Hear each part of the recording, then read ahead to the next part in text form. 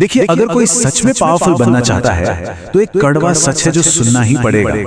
अपनी हर बात, हर प्लान जाकर परिवार को बता देना, ये हमेशा ईमानदारी नहीं होती। कई बार ये एक बहुत बड़ी स्ट्रेटेजिक गलती हो सकती है। हाँ, परिवार सबसे जरूरी है, लेकिन पावर और इमोशंस ये हमेशा एक साथ नहीं चलते। तो सवाल यही उठता है कि क्या पूरी तरह से ट्रांसपेरेंट होना, सब कुछ बता देना हमेशा समझदारी है, खासकर उन लोगों के साथ जो हमसे सबसे ज्यादा प्यार करते हैं।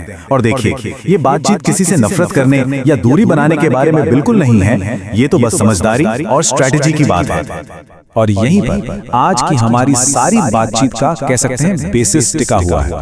महान रणनीतिकार निकोलो मैकियावेली, जो पावर और स्ट्रेटेजी की अपनी गहरी समझ के लिए जाने जाते हैं, उन्होंने एक बात बहुत साफ साफ देखी थी कि जिन पर हम सबसे ज्यादा भरोसा करते हैं वही अनजाने में हमारी सबसे बड़ी कमजोरी बन सकते हैं। और क्यों?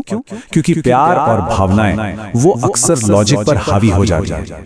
और यहीं से शुरू होता है परिवार के प्यार का पैराडॉक्स, मतलब एक विरोधाभास।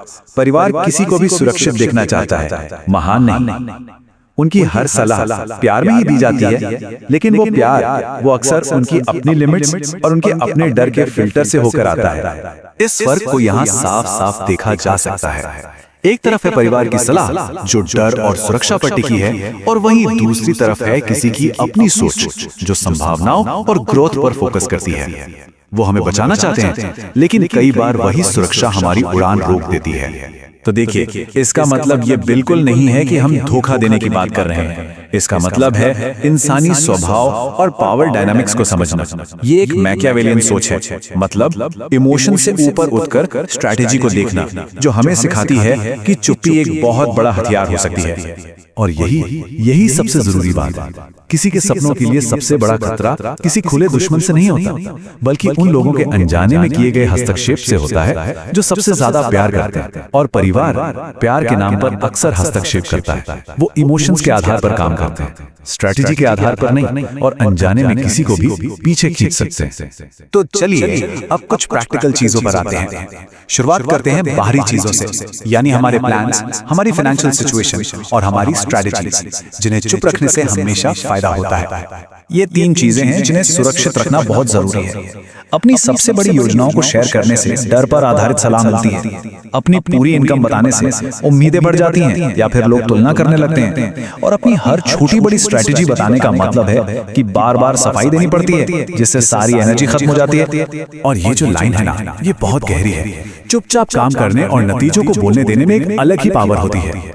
जब तक प्लान मजबूत ना हो, चुप रहना चाहिए। जब रिजल्ट्स आएंगे तो शब्दों की जरूरत ही नहीं पड़ेगी। स्ट्रैटेजिक लोग हमेशा शोर से दूर ही काम करते हैं।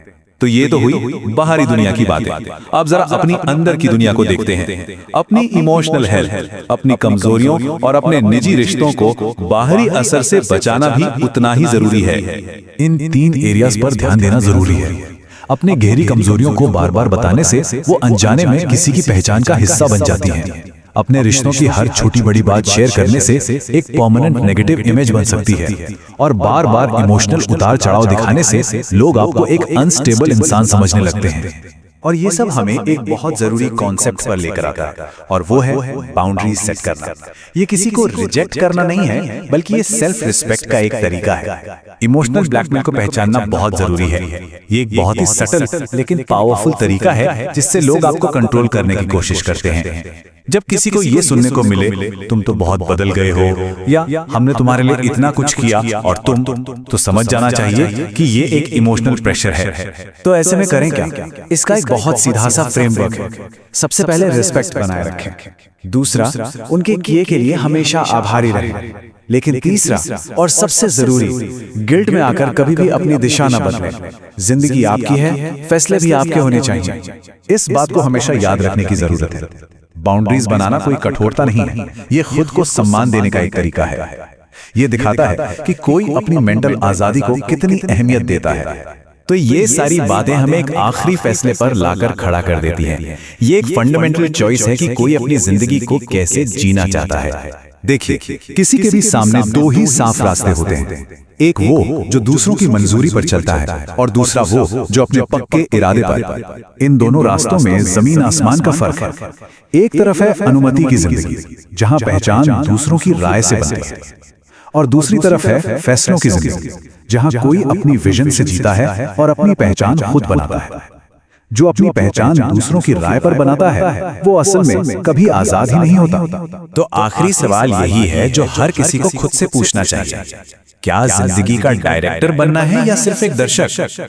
जिंदगी को अनुमति से जिया जाएगा या अपने फैसलों से? अंत में बस इस एक ताकतवर सोच को याद रखिए, परिवार से प्यार करें, उनकी इज्जत करें, लेकिन अपनी महत्वाकांक्षा को निजी रखें। अपनी दिशा खुद तय करें, क्योंकि जो अपनी दिशा खुद तय करता है वही जिंदगी में सच में आगे बढ़ता है।